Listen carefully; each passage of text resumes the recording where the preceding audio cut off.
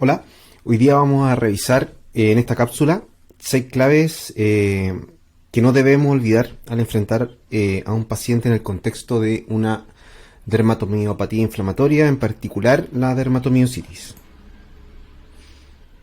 El desarrollo de esta cápsula se va a presentar diferenciando 3 puntos importantes que debemos tener siempre presentes cuando evaluamos a este tipo de pacientes. La primera, vamos a discutir algunas de las manifestaciones cutáneas clásicas de la dermatomiositis y cómo se clasifican estas, ya en relación al compromiso eventual del músculo. Luego vamos a hacer una revisión acotada pero bien conceptual de los anticuerpos que podemos encontrar en esta enfermedad. Vamos a diferenciar el compromiso y el tipo de compromiso pulmonar que vemos en estos pacientes. Vamos a revisar también de modo bien concreto cómo hacemos el estudio de paraneoplasia y cuáles son las neoplasias más frecuentemente asociadas a las dermatomiositis y también en qué grupo de pacientes sospechamos patología neoplásica concomitante. En el quinto punto vamos a revisar cómo se manifiesta el compromiso muscular y cómo estudiamos el compromiso muscular en estos pacientes. Y haremos un hincapié fundamental en lo importante que es el diagnóstico de la enfermedad muscular en la medida que va a determinar primero un pronóstico para el paciente y segundo que a nosotros como dermatólogos nos va a dar la llave o el vamos para el uso de los corticoides sistémicos, cosa que no va a ser siempre necesario en los compromisos puramente cutáneos. Y finalmente vamos a revisar cómo enfrentamos la parte terapéutica de estos pacientes, tanto a nivel de estudio como a nivel de tratamiento farmacológico. Entonces, nuestra primera pista, para no olvidar en esta enfermedad, son las manifestaciones cutáneas. Acá es un punto bien importante que quiero que les quede claro, es que todas las manifestaciones dermatológicas específicas de la dermatomiositis, pasa un poco, es bien parecido a lo que pasa en el caso del lupus. Las patologías, las manifestaciones cutáneas de la dermatomiositis son específicas en la medida que tienen una dermatitis de interfase con presencia de mucina en grados variables en la dermis. Entonces, en la medida que la manifestación cutánea tiene esta interfase con mucina, hablamos de una manifestación específica de la dermatomiositis. Y estas manifestaciones específicas tienen 2 tiempos.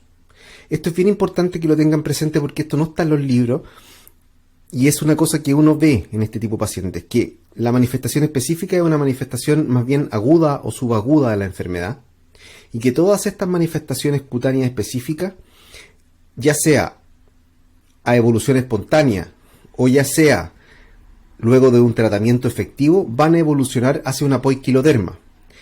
¿Qué es lo que es la poiquiloderma? Como sabemos, la poiquiloderma es esta manifestación de una piel atrófica con alteraciones pigmentarias, donde van zonas que están en la misma lesión, lesiones hiperpigmentadas, hipopigmentadas, y también hay presencia de telangiectasias superficiales, ¿ya? Entonces, repito, los pacientes con dermatomiositis tienen lesiones cutáneas específicas y lesiones cutáneas inespecíficas en una analogía similar a lo que ocurre en los pacientes con lupus.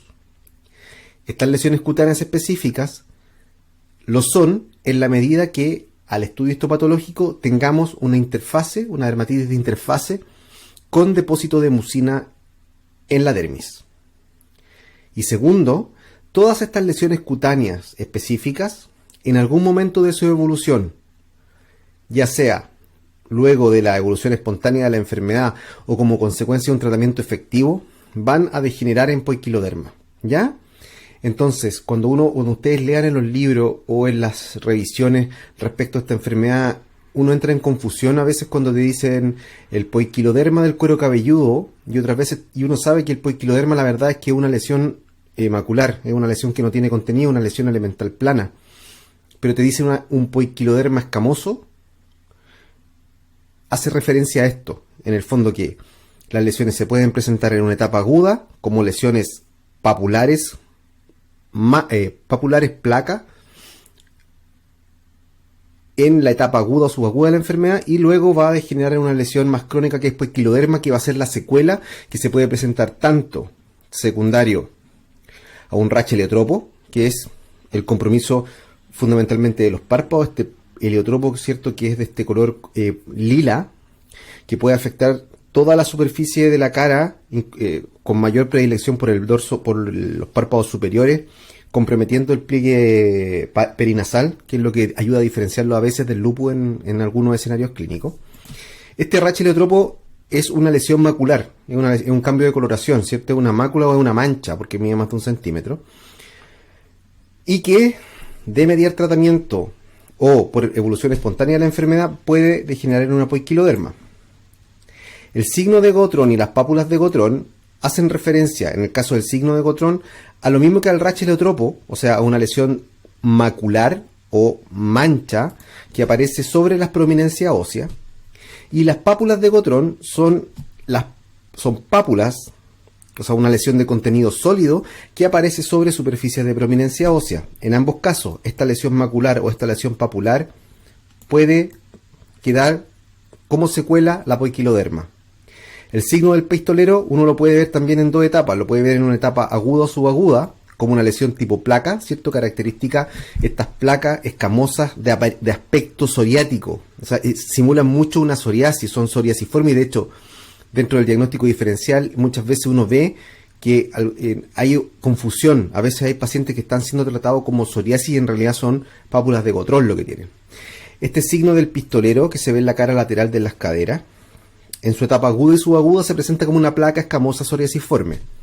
Y en la medida que el tiempo pasa o que se instaura un tratamiento, va a degenerar en unas lesiones poiquilodérmicas en las mismas zonas. Lo mismo ocurre con el signo del chal, que son grandes placas escamosas en psoriasiformes que ocurren en la zona del chal, digamos en la cara anterior del tórax, en la parte superior de la espalda, a veces afectando el cuero cabelludo en forma de placas psoriasiformes que nuevamente, y como ha sido lo que he ido explicando, van a degenerar en poiquiloderma. Y un signo interesante, más o menos de una descripción más o menos reciente, este parche palatino que se ve en el dorso del paladar duro en pacientes, especialmente, bueno, en todos los pacientes con dermatomiositis se puede ver, pero especialmente en aquellos que cursan con anticuerpos anti-TIF1 gamma, como vamos a revisar más adelante, que son pacientes que tienen habitualmente o con alto riesgo una neoplasia concomitante. Y este parche palatino adicionalmente está en concordancia con la aparición de telangiectasia en la encía, ¿ya? El síntoma cardinal de todas las manifestaciones específicas de la dermatomiositis es el prurito. Esto grábenselo, la dermatomiositis es una enfermedad que pica. Entonces aquí tenemos otro diferencial importante clínico que nos podría ayudar en aquellos casos en que nos podamos ver un poco confundidos con el diagnóstico diferencial con el lupus. El lupus habitualmente es una enfermedad que causa lesiones más bien que arden, porque son reacciones más bien hacia la fisiopatología de toxicidad, de fototoxicidad. Entonces son lesiones que más que arden. En cambio la dermatomiositis pica. Y de hecho es una patología muy invalidante para los pacientes que tienen manifestación cutánea por el síntoma que produce una picazón que a veces no es muy compatible con las actividades diarias. ¿Ya? Y volviendo a insistir que todas estas manifestaciones específicas tienen en la biopsia una interfase con mucina y que en algún momento de su evolución pueden eventualmente migrar hacia una poiquiloderma.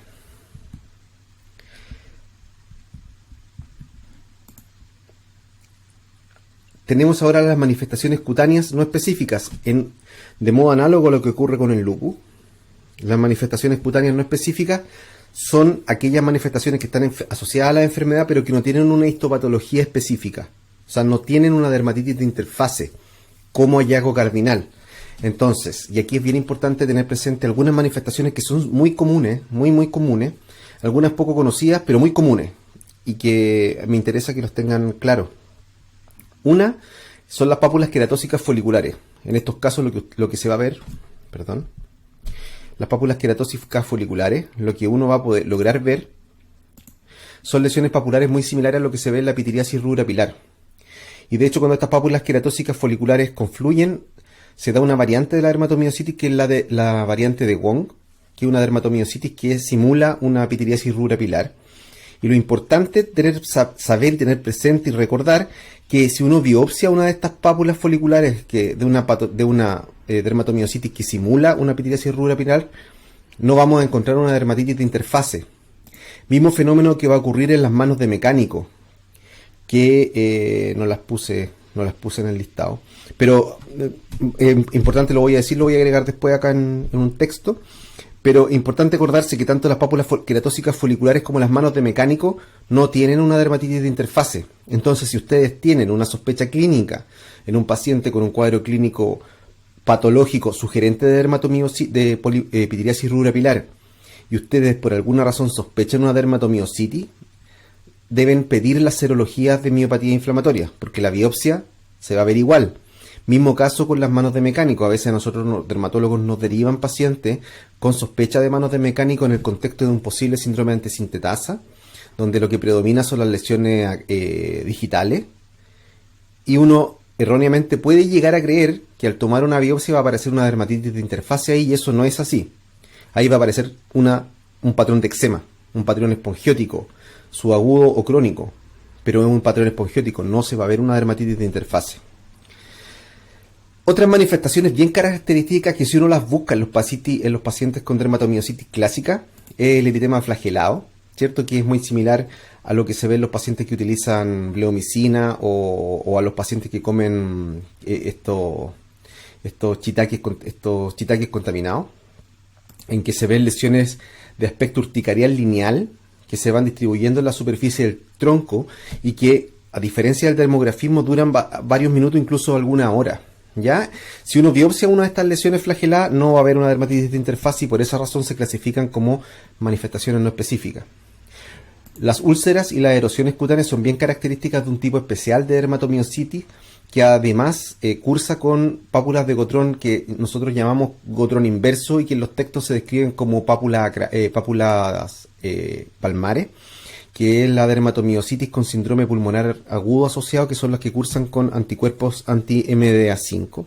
Estos pacientes característicamente tienen lesiones ulceradas y erosionadas junto con estas lesiones papulares acrales, en una dermatomiositis habitualmente amiopática, ¿cierto? Pero con una asociación importante a enfermedad pulmonar fulminante.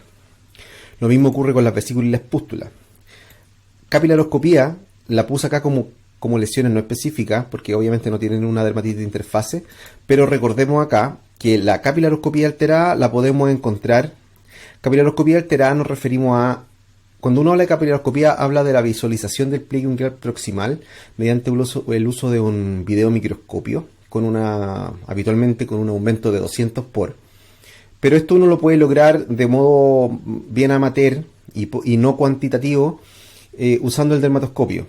Y lo que uno busca para decir que un paciente tiene un patrón de esclerodermia, dermatomiositis o enfermedad mixta del tejido conectivo, que son las tres enfermedades que van a mostrar hallazgos característicos y cuantificables en una capilaroscopía, son la presencia de dilataciones vasculares, la presencia de vasos de neoformación, la presencia de zonas de pérdida capilar y en ocasiones zonas de trombosis capilares.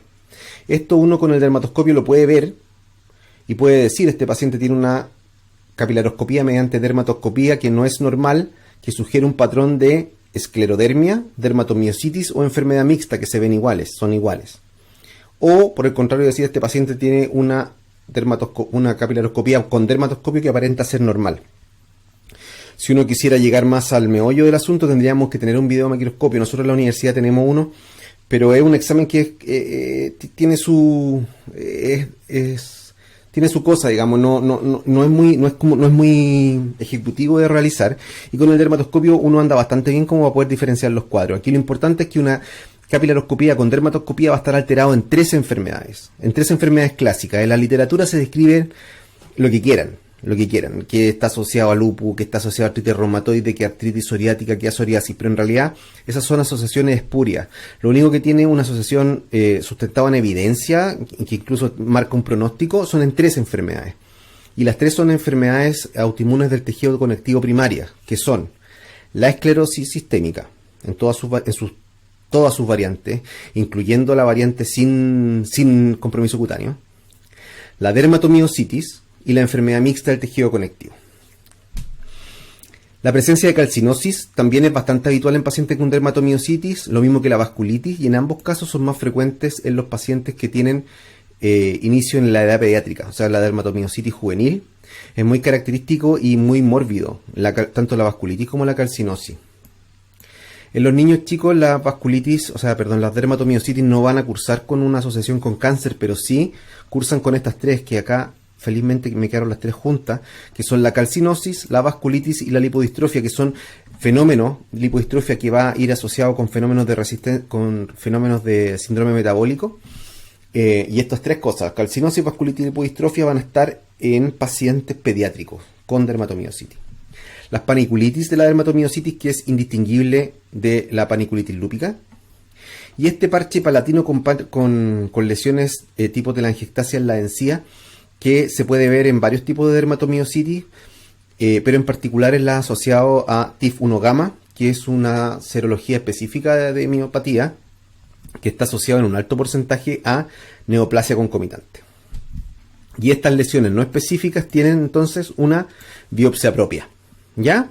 Esta biopsia propia va a ser importante tenerlo presente cuando veamos estos dos cuadros que ya hablamos, que son las dermatomiositis que simulan una pitiriasis rubra pilar y las dermatomiositis en el contexto de un síndrome antisintetasa, porque en ambos casos las biopsias cutáneas no van a mostrar una dermatitis de interfase. ¿Ya? Para los becados nuestros, esto es probablemente una pregunta de escenario clínico para el examen o para la prueba final del curso. Vamos entonces a la siguiente.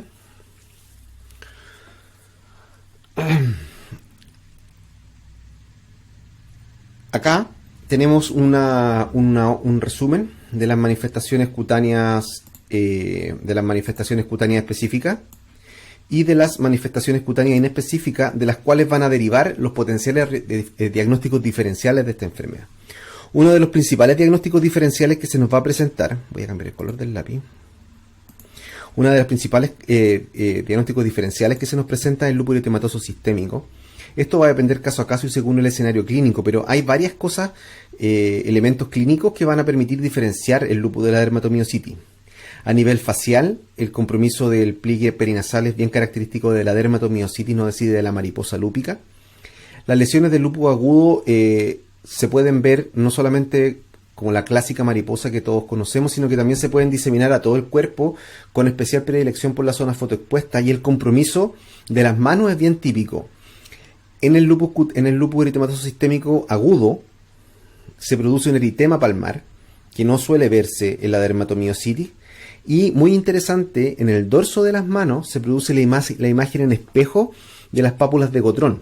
Esto es, las lesiones del lupus agudo en el dorso de las manos se manifiestan sobre el dorso de las falanges, pero no afectan los espacios interarticulares, que es precisamente el lugar de ubicación de las lesiones de pápula de Gotrón en el caso de la dermatomiositis.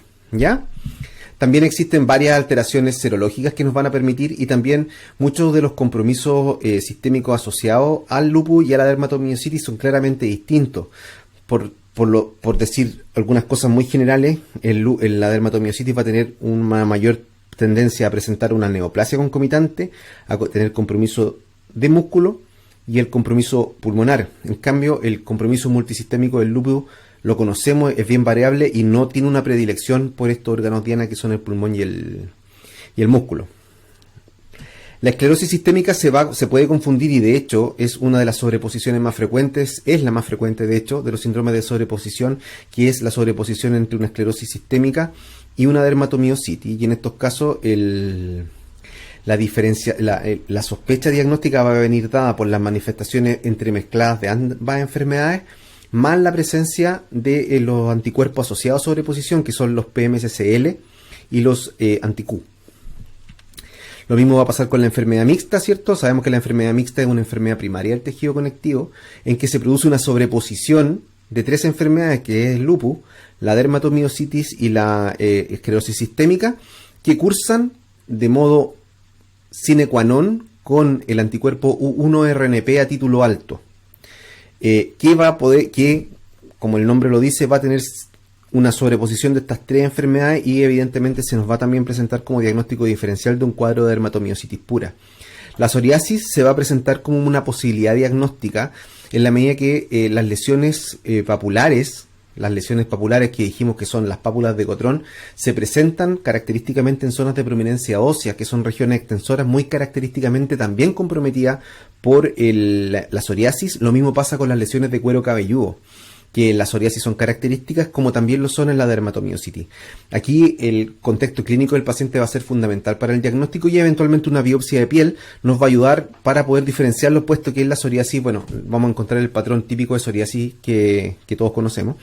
En cambio, si es una lesión de dermatomiositis, lo que va a predominar va a ser un compromiso de interfase con mucina, como ya conversamos.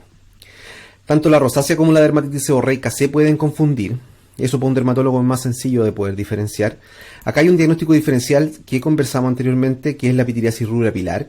Nosotros acá en la Católica hemos visto varios casos. Yo te diría que no, quizás yo debo haber visto, no sé, unos 5 o 6 casos de pacientes con pitiriasis rubra pilar que eran en realidad dermatomiositis con presentación tipo pitiriasis rubra, que es esta variante de Wong. Y aquí importante, y perdón lo insistente, pero que la biopsia de piel no va a dar una dermatitis de interfase, y si es que uno tiene la sospecha diagnóstica, lo que debe hacer es solicitar un panel de dermatomiositis, o sea, un panel de miopatía inflamatoria.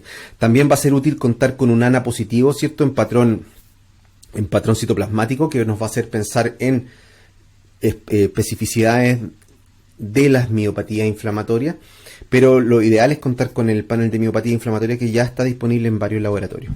La dermatitis aerotransportada también va a ser una posibilidad a pensar. Un dermatólogo entrenado lo puede diferenciar fácilmente. La fototoxicidad por medicamento, importante acordarse de eso. Acá el diagnóstico diferencial, la forma más fácil, más útil, es el síntoma. La fototoxicidad, igual que el lupus, son lesiones cutáneas que habitualmente arden, molestan al paciente o son asintomáticas pero no pican. La dermatomiositis es altamente pruriginosa. El linfoma cutáneo de células T se puede confundir con una dermatomiositis en las etapas más ya tratadas de la dermatomiositis o dejadas a evolución espontánea, donde predomina la poiquiloderma. Acá la diferenciación, bueno, hay varios elementos de juicio para poder diferenciar ambos cuadros, pero el compromiso de la zona glútea y de las zonas axilares, de los huecos axilares, es bien característica que son zonas fotoprotegidas, es bien característica de los linfomas de células T, no así de las lesiones de dermatomiositis que están más en regiones fotoexpuestas. La triquinosis, ya como diagnóstico raro,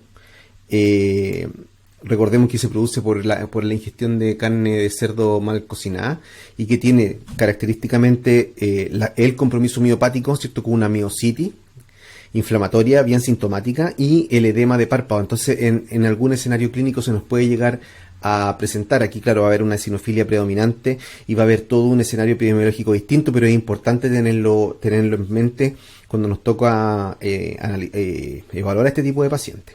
Y por último, la reticulohistocitosis multicéntrica. Este caso yo lo tengo presente en la memoria, pero no lo tenía presente en la práctica hasta que vimos un paciente hace algunas semanas atrás en la clínica, que era una paciente que tenía pápulas de Cotrón, pero que no las tenía en las zonas de preeminencia ósea, sino que las tenía alrededor en la región periungual, muy sugerente de una reticulohistocitosis multicéntrica. Y luego, claro, yendo a la literatura, uno ve que se ven iguales, pero que las pápulas liquenoides, psoriasiformes de Cotrón, en vez de estar ubicadas en las zonas de interfalángica, se van a ubicar en como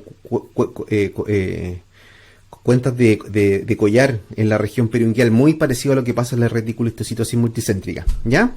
Entonces tenemos una enfermedad de diagnóstico diferencial amplio, pero que felizmente tenemos muchos elementos de juicio anamnéstico, de examen físico y de laboratorio que nos permiten diferenciar uno de otro, ¿ya? Vamos a continuar entonces con la presentación con alguna fotografía. Acá vemos el típico eczema, el típico lesiones heliotropas, ¿cierto? Racha heliotropo o erupción heliotropa en el dorso de los ojos. Acá importante acordarse de que lo más precoz que se produce es el compromiso del borde libre del párpado superior, y a veces lo único que está comprometido. Incluso a mí me ha tocado ver un par de pacientes que solamente tenían un discreto eritema y edema del borde libre del párpado. Pero claro que si tú después vas a revisar con el diagnóstico en mente y vas específicamente a revisar las zonas del cuero cabelludo, otras por prominencia ósea, la zona de las caderas y a preguntar por síntomas, salta el diagnóstico un poco más sencillamente, pero la progresión va desde el borde libre hacia allá y a veces cuando el compromiso es mucho más difuso, bueno, compromete ambos párpados y característicamente el pliegue perinasal, cosa que no ocurre en el lupus. Y esto se llama erupción heliotropa, que puede ser macular o puede ser tipo placa, como lo que estamos viendo acá. Esta es otra lesión de las lesiones ya más bien tipo placa. Esto ya está migrando, ¿cierto?, a lo que hablábamos que es la poiquiloderma, donde tenemos los cambios pigmentarios y la presencia de algunos vasos sanguíneos y un aspecto más bien atrófico de la piel. Otra característica del rash heliotropo, acá tenemos el compromiso, ¿cierto?, de los pliegues paranasales, cosa que no ocurre en el lupus. Y el compromiso precoz del borde libre del párpado. Acá tenemos el signo del chal. El chal se refiere a la distribución que adopta el chal que se pone en algunas personas para calentarse durante el invierno, que es el dorso de la espalda, la cara anterior del tronco, la cara anterior del tórax, perdón, y la raíz de los miembros, y el cuero cabelludo, donde se ven estas lesiones psoriasiformes, placas psoriasiformes, que luego del tratamiento van a migrar, y aquí ya se ven algunas zonas de poiquiloderma, que es la secuela crónica de la enfermedad. Cuando estas lesiones están en poiquilodérmicas, están en zonas fotocubiertas, uno entra a sospechar la micosis fungoide como posibilidad diagnóstica diferencial. Nuevamente aquí el signo del chal en una etapa más aguda, ¿cierto? Lesiones son levantadas, palpables, placas, que luego van a ir degenerando en lesiones poiquilodérmicas. Lo mismo acá ya tenemos una lesión más bien poiquiloderma, donde tenemos alternando, ¿cierto?, zonas hipopigmentada, hiperpigmentada y probablemente vasos sanguíneos. Región fotoexpuesta. Estas son las típicas pápulas de Gotrón, donde se afecta la superficie cutánea que está en la región interarticular, con respeto del dorso de la zona que cubre la falange, que es la imagen espejo a lo que ocurre en los casos de lupus agudo cutáneo, donde lo que se compromete precisamente es al revés, digamos, se compromete la zona que está sobre el dorso de las falanges, hay un respeto de las zonas sobre las articulaciones, y si este paciente diera vuelta las manos, hay un compromiso de la palma, cosa que no ocurre en la dermatomiositis. Este paciente, si uno le pusiera el dermatoscopio aquí encima, claramente veríamos la presencia de dilataciones vasculares, probablemente trombosis, quizás algunas zonas de neoformaciones vasculares o neoangiogénesis también se le llama, y zonas de ausencia de capilares. Pápula de Gotrón con más aumento, ¿cierto? Este aspecto psoriasiforme, que en un contexto clínico apropiado podría ser confundido con una psoriasis o con un líquen plano. Ojo con eso. Lesiones liquenoides de una pápula de Gotrón se podrían confundir perfectamente con un líquen plano, por ejemplo, un líquen simple crónico, una psoriasis. Entonces, es bien importante tener presente esto cuando uno evalúa pacientes con enfermedades papuloescamosas, las pápulas de Gotrón como posibilidad diagnóstica menos probable, pero no imposible. Lo mismo, lesiones de Gotrón, ¿cierto? Lo que está abajo es lo que llamamos signo de Gotrón, que son las máculas eritematoviolaceas, y lo que está por arriba son las pápulas de Gotrón, que son las lesiones eritematoviolaceas ya más palpables, digamos. En cambio, el signo de Gotrón hace referencia a este eritema violáceo macular que está en las zonas de prominencia ósea. Pápula de Gotrón, signo de Gotrón, en una rodilla, de un niño probablemente. Y aquí sirve la foto para que nos recordemos entonces que los niños, si bien las dermatomiositis no van asociados a cuadros neoplásicos, sí van asociados a cuadros de calcinosis, a cuadros de vasculitis y a cuadros de lipodistrofia, con un fenómeno metabólico importante, o sea, con síntomas de resistencia a la insulina, dislipidemia, etc.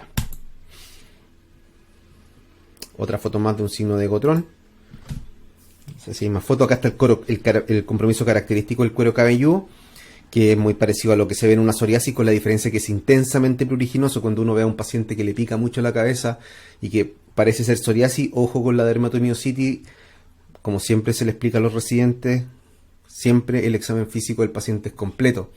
Y en la medida que ustedes se acostumbren a hacer un examen físico completo con cada paciente que les toca ver, ustedes van a ir aprendiendo a ver qué es lo que tienen que buscar según el cuadro clínico que están observando, y este ejercicio se va repitiendo una y paciente a paciente, y uno cada día va aprendiendo que en la medida que examina al paciente de modo completo, uno hace un examen físico mucho más inteligente, ¿Ya? Entonces, si uno ve a un paciente con este cuadro clínico en el cuero cabelludo, uno puede sospechar varias cosas. Lo más probable, por frecuencia, una dermatitis seborreica, una psoriasis, cuadros que habitualmente no son intensamente pruriginosos. Si el prurito es intenso, ojo con la dermatomiositis. Si quedan dudas, tomémosle una biopsia. La dermatitis de interfase va a aparecer si es dermatomiositis. Los patrones de eczema o el patrón psoriasiforme va a aparecer si es una patología más banal. Compromiso periungual, donde aquí son evidentes la hipertrofia cuticular y hacia el ojo sin dermatoscopio podemos ver, bueno, aquí vemos pápulas de Gotrón, compromiso en la zona de la piel que está por sobre las articulaciones y aquí vamos a tener, ahí tenemos una pequeña dilatación vascular probablemente o quizá alguna trombosis. Si uno pone el dermatoscopio encima los vamos a ver. No sé si tengo fotos, pero bueno, me imagino que todos han visto.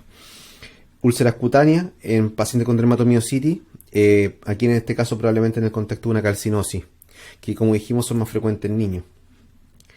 Eritema flagelado se ve de esta forma, digamos. Se ven lesiones flageladas, como que tuviesen pegado latigazos, que estos pueden durar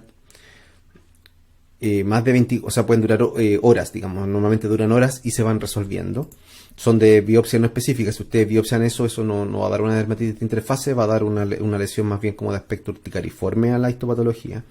Y acá tenemos el parche oval, que es lo que se ve en el dorso del paladar duro en pacientes que cursan con dermatomiositis, y este es un hallazgo que se ve frecuentemente asociado al tifuno gamma, que es un anticuerpo que marca dermatomiositis con alta probabilidad de una paraneoplasia asociada.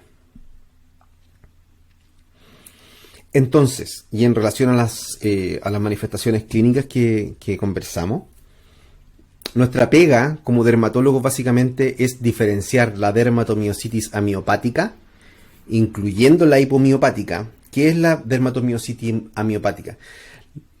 La dermatomiositis amiopática es una dermatomiositis que no tiene síntomas ni signos atribuibles a compromiso muscular, ¿ya?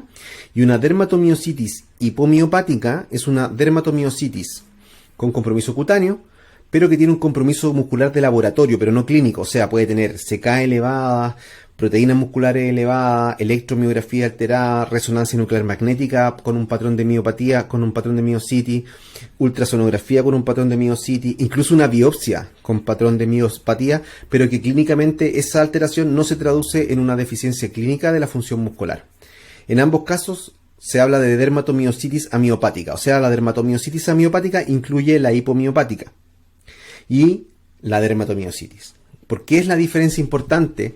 Porque los casos de dermatomiositis amiopática, el tratamiento corticoidal no es necesario,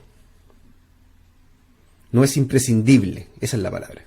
No es imprescindible, muchas veces es necesario igual, porque necesitamos apurar el efecto de los ahorradores de corticoides, igual dejamos corticoides, pero no son imprescindibles. En el caso de una dermatomiositis con compromiso muscular, el uso de los corticoides es imprescindible, porque si no, no se puede controlar el compromiso muscular, con el riesgo de que el paciente pueda caer con disfagia y aspiración o con insuficiencia respiratoria. Entonces, me faltó aquí el número 2, pero bueno. Pasamos al número 2, que son los anticuerpos de las dermatomiositis. Y como vamos a hacer una somera especificación, ¿cierto? Nosotros médicos pedimos las serologías y las técnicas son de dos tipos importantes. Están las inmunofluorescencias y están las fases sólidas. En la inmunofluorescencia lo que buscamos son anticuerpos en el suero del paciente que reaccionen con estructuras celulares, tanto a nivel de núcleo como a nivel de citoplasma, en unas células que se llaman células EP2. Esto se llama inmunofluorescencia y esto informa un patrón. Primero informa una dilución de positividad y después nos da un patrón de fluorescencia que puede ser citoplasmático o puede ser nuclear. Las fluorescencias nucleares normalmente están asociadas con enfermedades distintas a la dermatomiositis, salvo en casos de sobreposiciones con esclerodermia, en que vamos a tener patrones nucleares con inmunofluorescencias nucleolares o centroméricas. Cuando tenemos inmunofluorescencias nucleares homogéneas, moteadas o periféricas, normalmente no van asociadas a una dermatomiositis o una miopatía o dermatomiopatía inflamatoria. Acá lo que nos va a soltar la alarma es cuando veamos una inmunofluorescencia en células EP2 positiva con un título que sea significativo, para patrón citoplasmático, porque es en el citoplasma donde se encuentran los antígenos que habitualmente marcan positivo para una dermatomiositis y que los buscamos en la fase sólida, ¿cierto? Y la fase sólida, esto es una sobresimplificación burda de lo que es una fase sólida. Las fases sólidas son los ELISA, son los inmunoblot, hay varias otras técnicas, pero básicamente lo que se hace es que tenemos los antígenos, que pueden ser antígenos nativos o recombinantes, y nosotros los pipeteamos con un suero del paciente a distintas diluciones y nos va a decir si es que el suero del paciente reconoce ese antígeno específico. Pero esos antígenos nosotros los conocemos, entonces nos permite saber si el paciente es positivo para especificidades citoplasmáticas o para especificidades nucleares. Y de esta forma tenemos que cuando tenemos especificidades positivas nucleares, o sea, tenemos ANA positivo con patrón nuclear y este homogéneo, la especificidad en el caso, por ejemplo, de lupus va a ser anti-DNA, si es que también es lupus y puede ser inducido por drogas o no, van a ser específicos también para la histona. No me quiero meter más en esto porque no viene mucho al caso y esto está revisado en mucho más detalle en la cápsula de esclerodermia, que está también en la lista de reproducción de este módulo para que los que quieran revisarlo. Lo que quiero llegar acá al punto es que las especificidades que normalmente los patrones de inmunofluorescencia en ANAs positivos normalmente o habitualmente o característicamente van a ser citoplasmáticos en las dermatomiositis, salvo en aquellos casos en que la dermatomiositis vaya en una sobreposición, ¿ya? En alguna sobreposición con cualquier enfermedad autoinmune primaria, pero en particular con la esclerodermia, porque es la asociación más frecuente, ¿ya? Entonces tenemos que ANAs negativos, o sea, un paciente puede cursar con síntomas de una miopatía inflamatoria, por ejemplo, y ser ANA negativo. ¿Y por qué puede pasar eso? Porque las células EP2 no son buenos sustratos para identificar mediante inmunofluorescencia antígenos citoplasmáticos, como son el RO52, como son los antígenos asociados a las dermatopatías inflamatorias y los anticuerpos y los antígenos que son la diana de los anticuerpos antifosfolípidos, ¿ya? Entonces uno puede tener enfermedad autoinmune en pacientes que tienen anticuerpos antinucleares negativos y aún así tener una enfermedad autoinmune, y esto puede ser en casos de lupus, Sjögren y enfermedad indiferenciada cuando el antígeno es el RO, en las dermatopatías inflamatorias, como acabamos de mencionar, y también en los pacientes que tienen síndrome antifosfolípido primario. Esto es síndrome antifosfolipídico que no están en asociación con un lupus o con otra enfermedad primaria del tejido conectivo. En estos casos se puede dar que el paciente efectivamente tenga fenómenos de autoinmunidad, pero que los antígenos no estén muy bien representados en estas células EP2. Y en estos casos uno tiene que pasar directamente a la fase sólida. Entonces, si uno tiene una sospecha razonable de una dermatomiositis, uno tiene que pasar directamente a pedir el panel de miopatía inflamatoria. Las tinciones citoplasmáticas se ven en las dermatopatías inflamatorias, ¿cierto? Pero también se ven en pacientes con lupus eritematoso sistémico cuando se tiñe la proteína P ribosomal y eso marca enfermedad neurológica. Y también pasa en los ANCA, donde los patrones de fluorescencia, en este caso no en células EP2, sino que en los polimorfos nucleares, van a marcar especificidades distintas y nos van a ayudar a diferenciar enfermedades adicionales, ¿cierto? Vasculitis ANCA o cuando el antígeno en la mitocondria, la colangitis biliar primaria. Este es el panel nosotros en la universidad contamos con 3 paneles. Uno es el panel de ANA 23 antígeno.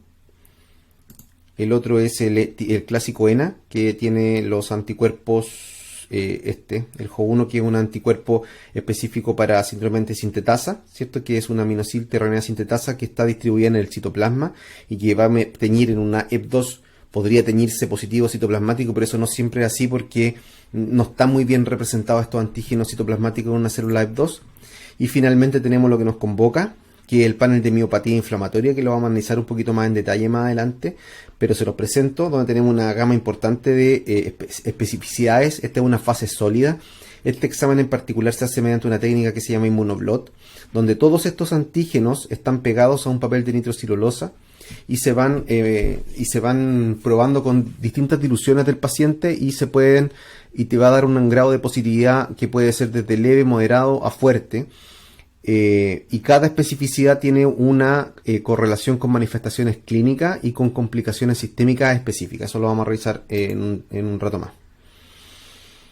No, lo vamos a revisar ahora. Entonces, Las especificidades antisintetasas, que son Jo1, anti-PL7, PL12, OJ, EJ, se manifiestan como lo que se llama el síndrome antisintetasa.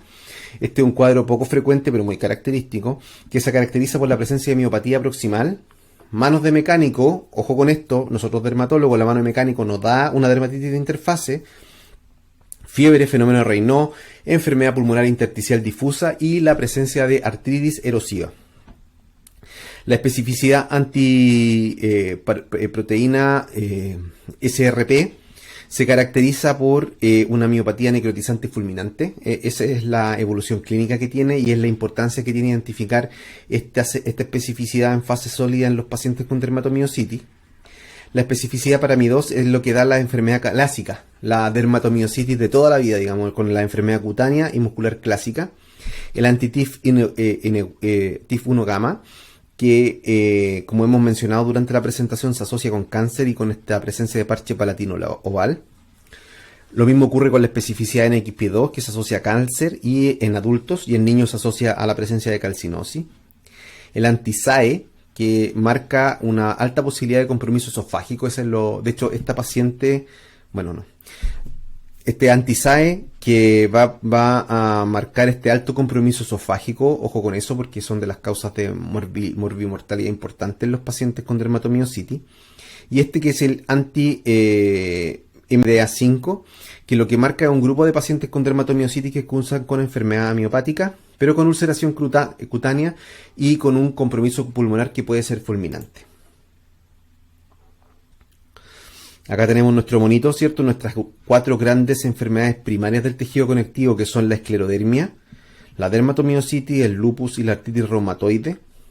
Cómo ellas pueden interactuar y entremezclarse 1, 2, 3 o 4 de ellas en lo que conocemos como una sobreposición. Tenemos una quinta enfermedad autoinmune del tejido conectivo primaria, que es la enfermedad mixta del tejido conectivo, que se caracteriza por presentar síntomas de las 4 enfermedades, pero en especial de lupus, de dermatomiositis y escleroderma, con esta especificidad antigénica que es el U1 ribonucleoproteína a título alto. La enfermedad que el día nos convoca al día de hoy es la dermatomiositis con sus distintas especificidades antigénicas. Tenemos que estos anticuerpos anti-Q y anti-PM-SSL están en los pacientes que tienen la sobreposición con esclerodermia, con esclerosis sistémica.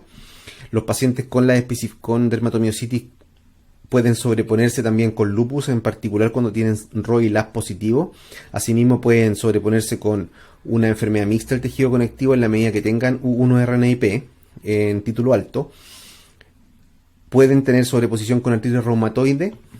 Y asimismo pueden tener también asociado un Sjögren en secundario. Y ahora apareció el 2. Apareció mal, pero bueno, vimos el 2.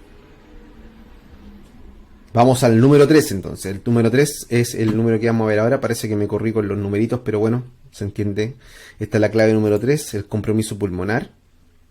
Compromiso pulmonar aparece en un grupo menor del 50% de los casos, más o menos entre un 20 y un 30%, que es lo que trato de mostrar con este diagrama que está acá. El compromiso pulmonar se ve tanto en los cuadros miopáticos como amiopáticos, o sea, el compromiso muscular no es requisito para tener compromiso pulmonar, son independientes. Hay 2 cuadros clínicos característicos de compromiso pulmonar en una dermatomiositis. Uno está dentro del contexto del síndrome de antisintetasa, que va contra estos anticuerpos antisintetasa, digamos, que están presentes en el panel de miopatía inflamatoria y que cursa con manos de mecánico, con fiebre, con un Raynaud, con una artritis erosiva y con el compromiso pulmonar, obviamente. Y también está en este cuadro dermatopulmonar anti-MDA5, que es el otro grupo importante de pacientes con dermatomiositis que cursan con compromiso pulmonar, que se caracteriza por producir un compromiso pulmonar rápidamente progresivo, y en ambos casos es altamente probable que el paciente sea resistente al uso de corticoides, y en estos casos, esto ya entra más en la esfera del manejo de otras especialidades, pero se utilizan inhibidores de calcineurina como el tacrolimus, la ciclosporina, o la ciclofosfamida, o el rituximab, o la inmunoglobulina. Son casos de difícil manejo. Nuestro siguiente clave está completamente corrido, esto que es la clave número 4, que es analizar un poco cómo son las neoplasias en estos pacientes, en el fondo qué tipo de neoplasias se presentan y cómo las sospechamos y las estudiamos. el compromiso, la presencia de neoplasia concomitante de una dermatomiositis es poco frecuente, es menos, o sea, no es poco frecuente, es menos frecuente que el compromiso pulmonar. Más o menos el 25% de los pacientes con dermatomiositis van a tener una neoplasia asociada, y esta neoplasia puede ser previa, concomitante o posterior al diagnóstico de la dermatomiositis.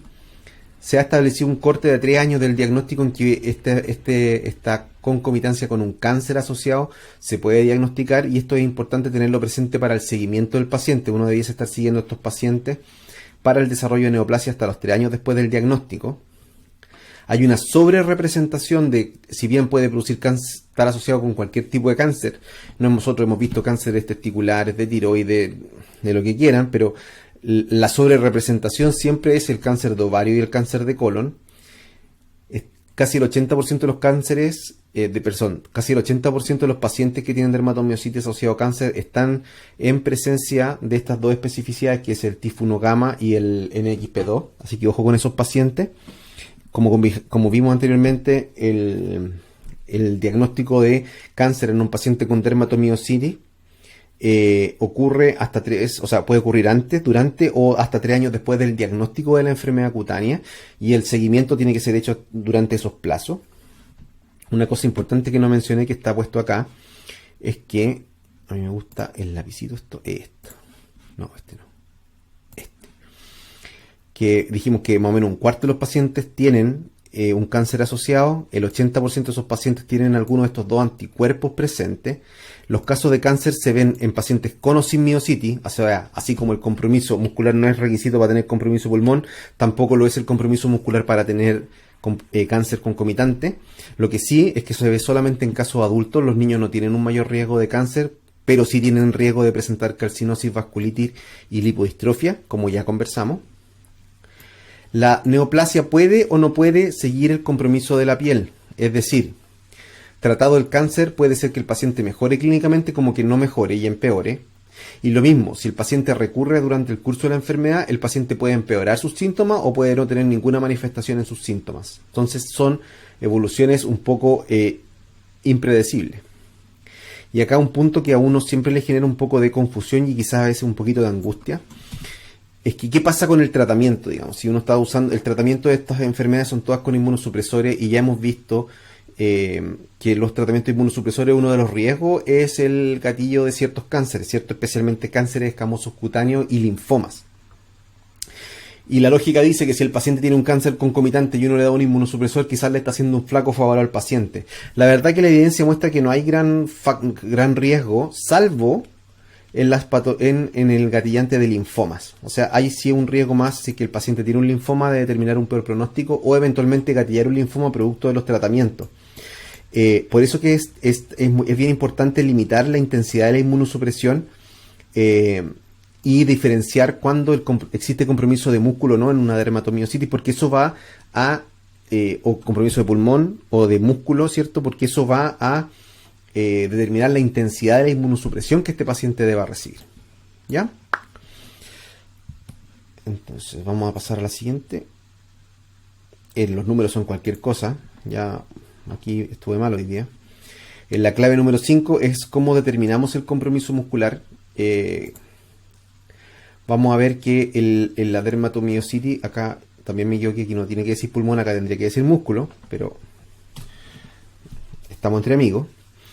El compromiso muscular en una dermatomiositis característicamente se manifiesta a través de dolor a la palpación y mediante debilidad muscular, ¿cierto? Con debilidad muscular proximal y proximal simétrica, afectando fundamentalmente tríceps y cuádriceps. Esto es importante tenerlo presente, porque si bien nosotros cuando tomamos biopsias musculares las tomamos nosotros porque tenemos menos habilidades quirúrgicas, nos vamos a biopsiar el deltoides, que está mucho más a mano. El compromiso de deltoides es mucho más tardío. Entonces, en cuadros precoces, dos opciones. Ahí tenemos dos opciones. La primera opción es biopsiar el tríceps. Yo no me atrevo a biopsiar el tríceps, porque pueden pasar músculos, o sea, nervios motores y no es nuestra área. Entonces yo lo derivo a un cirujano que me biopsie el tríceps o me biopsie el cuádriceps.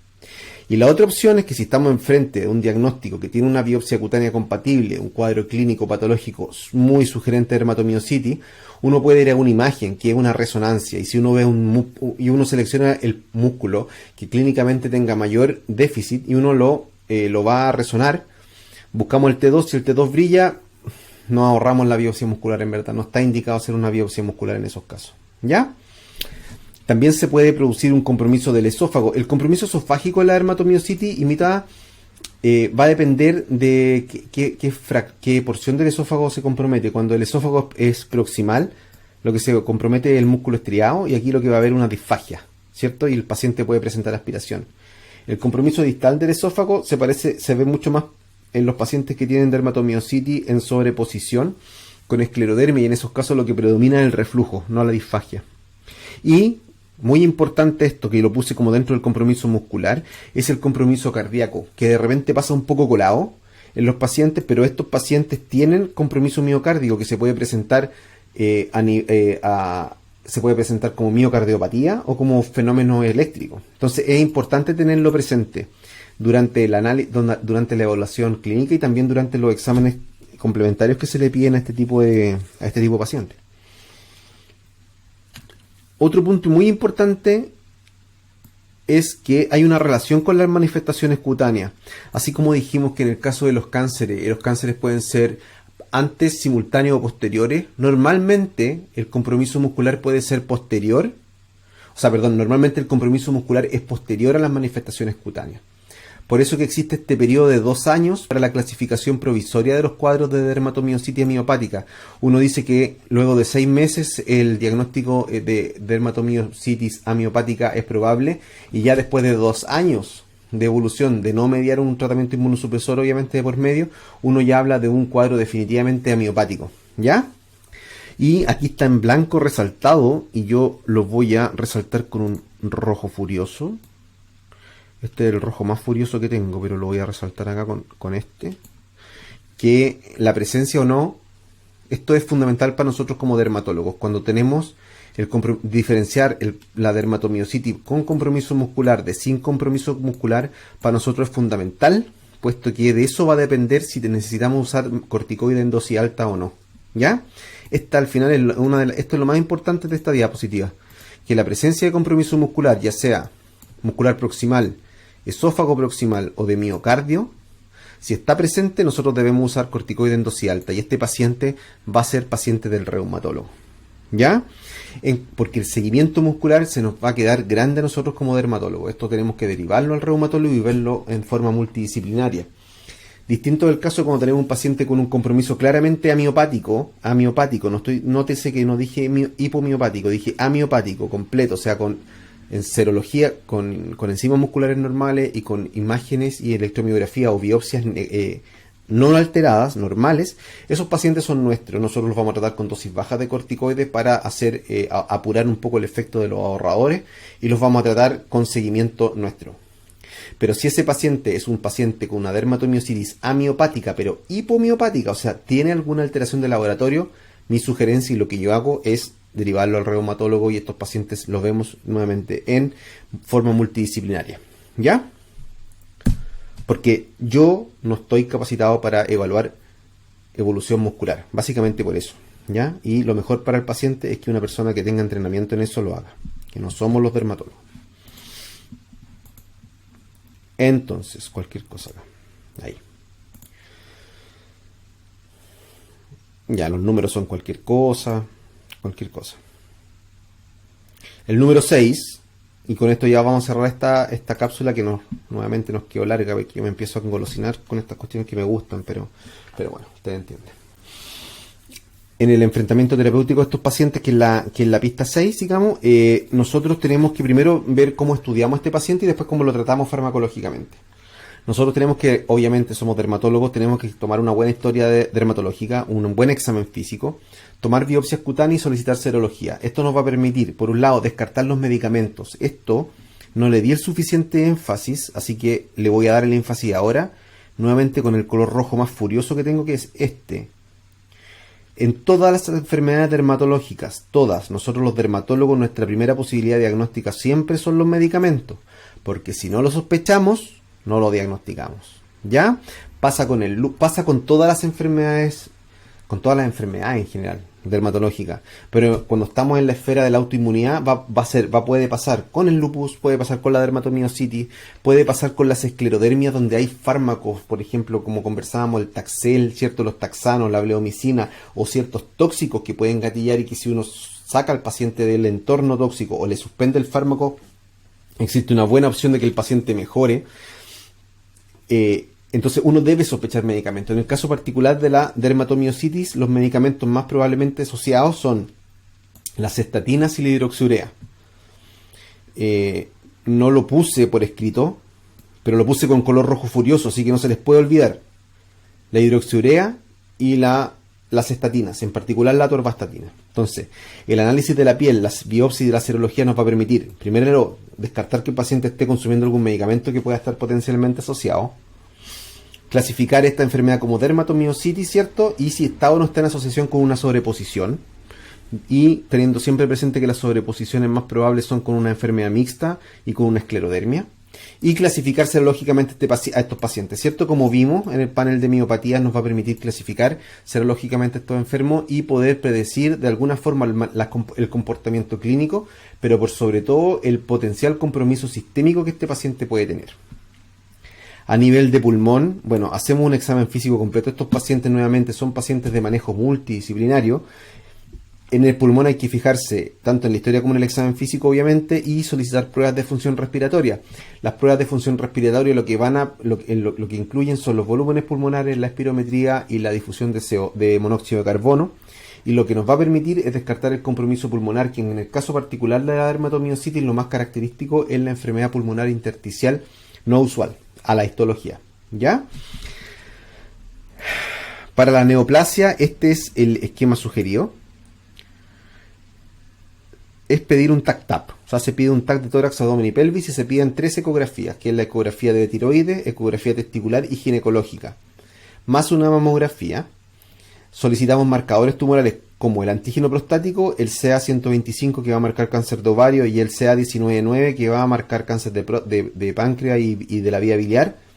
Vamos a pedir un Papa Nicolau y vamos a pedir electroforesis e inmunofijación de proteínas en sangre y orina para descartar paraproteinemias.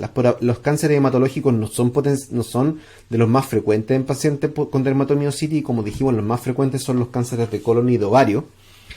Y vamos a pedir endoscopía digestiva alta y baja, y dependiendo de la sospecha, una evaluación otorrinolaringológica para descartar cánceres de cavidades paranasales. Nosotros debemos descartar neoplasia al momento del diagnóstico y debemos estar haciendo seguimientos anuales hasta terminar 3 años de seguimiento. En ese momento uno ya podría decir, este paciente no va a presentar cáncer. Obviamente, la clasificación de estos pacientes del modo serológico va a determinar la intensidad del estudio para neoplasia y la intensidad del seguimiento, ¿ya? Los pacientes que tienen NXP2 o que son TIF1 gamma deben tener un seguimiento mucho más estrecho que aquellos pacientes que van con un Mi2, por ejemplo, o que van con anticuerpos que no están asociados clásicamente a cáncer. El compromiso muscular se determina mediante examen físico y historia. Y vamos a buscar compromiso de esófago y de musculatura proximal. Para eso podemos pedir manometría de esófago, electrocardiograma para descartar fenómenos eléctricos a nivel de miocardio y ecocardiograma. Y para la evaluación muscular vamos a solicitar una resonancia muscular magnética, que podría ser suficiente y no necesaria la biopsia en caso de un cuadro claramente dermatomiosítico desde un punto de vista correlativo clínico patológico. Y la CK total, que es la enzima que nos va a servir y que está más disponible en todos los centros. Y esto nos va a permitir descartar o confirmar que sea una dermatomiositis hipomiopática. ¿Ya? Acá viene más la experiencia que la evidencia. Cuando uno tiene una dermatomiositis amiopática completa, o sea que excluye los casos hipomiopáticos, uno puede tratar con harta confianza a estos pacientes, nosotros los dermatólogos, con dosis no altas de corticoides, y introducir rápidamente las terapias tópicas y los medicamentos ahorradores, y dar una dosis de corticoide pequeña durante un tiempo para darle una mejoría sintomática rápida al paciente mientras hacen efecto los ahorradores. Cuando hay un compromiso hipomiopático o dermatomiositis clásica, en el caso de la hipomiopatía, los expertos lo manejan con dosis bajas de corticoides y les van haciendo un seguimiento, puesto que no hay una clara evolución desde la hipomiopatía a la miopatía completa. Entonces estos pacientes en teoría se manejan con dosis bajas de corticoides, pero estos pacientes los vemos de forma multidisciplinar y muchas veces las decisiones no solamente van gatilladas por el fenómeno muscular, sino que también a veces por el compromiso del pulmón o la extensión del compromiso cutáneo. Pero el concepto es dermatomiositis amiopática, tratamiento con corticoides en dosis baja o no se usan corticoides. Dermatomiositis clásica, tratamiento con dosis altas de corticoides. Entonces, el pulmón, si hay pulmón comprometido, multidisciplinario. Neoplasia, multidisciplinario. Dermatomiositis miopática e hipomiopática, tratamiento multidisciplinario, porque aquí necesitamos opiniones de varios expertos para determinar si es que se requieren corticoides en dosis alta o no. Y los tratamientos ahorradores apropiados. La dermatomiositis amiopática es un poco el caso que tenemos con el lupus cutáneo, puramente cutáneo, sin compromiso sistémico, donde nosotros somos los que hacemos el tratamiento y el seguimiento de estos pacientes. Y desde el punto de vista piel, ¿cómo tratamos a estos pacientes? Bueno, estos pacientes hay que educarlos. Hay que decirles que dejen de fumar, hay que decirles que no se expongan al sol, hay que explicarles bien cómo se hace una fotoprotección. Sobre todo hay que ser súper insistentes en las medidas conductuales de fotoprotección, más allá de decirle, oye, ponte un protector solar, sino que hay que explicarles cómo uno cambia los hábitos en relación a la exposición al sol. Damos tratamiento habitualmente acotado y a dosis baja de prednisona, puede ser 30 miligramos diarios en decalaje para llegar a suspenderlo a las 2 semanas, ¿cierto? Mientras hacen efecto los medicamentos ahorradores, que en este caso son los corticoides tópicos y los inhibidores de calcineurina y la hidroxicloroquina. Hay harta polémica por el uso de la hidroxicloroquina en los pacientes con dermatomiositis, porque hay cierta evidencia que los pacientes con dermatomiositis dan muchas más reacciones adversas a fármacos, en particular erupción maculopapular, que no es grave, o sea, no es un DRES, digamos, ¿cierto? Sino que una reacción maculopapular como la de toda la vida, digamos, con compromiso cutáneo y poca cosa más, que tampoco es muy frecuente, pero sí efectivamente hay más riesgo. Acá lo importante es tener presente que la alternativa que tiene es darle metotrexato, así que yo prefiero arriesgar al paciente a que le dé una reacción adversa a fármacos sencilla versus ahorrarle el uso del metotrexato o algún inmunosupresor con algunas otras complicaciones asociadas más graves, ¿ya? Entonces, en general, los pacientes con dermatomiositis los tratamos con corticoide en dosis bajita durante 2-3 semanas en un esquema de decalaje, hidroxicloroquina 5 miligramos por kilo de peso y de peso real, no superando los 400 miligramos diarios, con valoraciones oftalmológicas periódicas, con corticoides tópicos e inhibidores de calcineurina, como lo sabemos usar, digamos, para ahorrar corticoides. Y en caso que no haya una respuesta favorable desde el punto de vista cutáneo, el siguiente fármaco que vendría en la lista de alternativas, a mi juicio, es el metotrexato. Los pacientes con dermatomiositis amiopática con compromiso cutáneo suelen salir bien con la combinación de estas tres cosas, o sea, hidroxicloroquina, tópicos y metotrexato. En caso que no funcione, nos vamos al micofenolato, ¿cierto? En caso que el compromiso no sea, que tengamos tiempo y que no sea muy masivo el compromiso cutáneo, o sea, estamos hablando de no tenga úlceras ni nada. En caso que sea un compromiso muy masivo que no responda, aquí la alternativa es pasarnos rápidamente a la inmunoglobulina. La inmunoglobulina es una maravilla para la piel. El problema es el problema que tiene siempre, la inmunoglobulina, que dura lo que dura, digamos. Entonces, y cuesta lo que cuesta en dinero. Entonces, no es tan sencillo tomar la decisión de meter a un paciente en inmunoglobulina, pero es muy efectivo. O sea, si uno quiere resalvar a un paciente rápido del compromiso cutáneo, ya sea porque el paciente tiene una cuestión que es incompatible con la vida, el nivel de síntoma, o bien porque está ulcerado, la alternativa es inmunoglobulina, y normalmente la inmunoglobulina la pasamos con rituximab. Entonces al paciente lo hospitalizamos, ¿cierto? Le pasamos 2 gramos por kilo de inmunoglobulina en 3 a 5 días, y una vez que ya pasó el quinto día o el último día de inmunoglobulina, al día siguiente le pasamos un rituximab. El rituximab es muy efectivo para el compromiso muscular. La evidencia muestra que para la piel no está muy claro que sirva mucho. La experiencia que yo tengo es que la verdad es la combinación sirve bastante, los pacientes salen bien de la piel. Entonces, aquí, igual que en el pénfigo, igual que en el pénfigo, uno le dice al paciente, lo tratamos rápidamente, lo tratamos con un tratamiento acotado de corticoides, ¿cierto? Con hidroxicloroquina, o sea, sí, hidroxicloroquina hay que darla, y le damos metotrexato, y si el paciente no responde, bueno, le mantengo el metotrexato, lo hospitalizo, le paso inmunoglobulina y le doy una infusión, un ciclo de inducción con rituximab, y más o menos a los 6 meses le paso un gramo más de rituximab, y luego a los 6 meses lo que voy a hacer es valorar los CD19, ¿cierto? Y bueno, ahí veré si es que requiere otro rituximab o si el paciente entró en remisión. Otras alternativas que sirven cuando no tenemos la opción de irnos al rituximab combinado con la inmunoglobulina es usar retinoide. Yo he usado retinoide isotretinoína tanto en dermatomiositis como en lupus. El lupus funciona mucho en los casos con mucha hiperkeratosis, o sea, sirve mucho en las lesiones como liquenoides. Tanto liquenoides de las pápulas de Cotrón en la dermatomiositis como en las lesiones hipertróficas en el lupus discoide sirve el retinoide.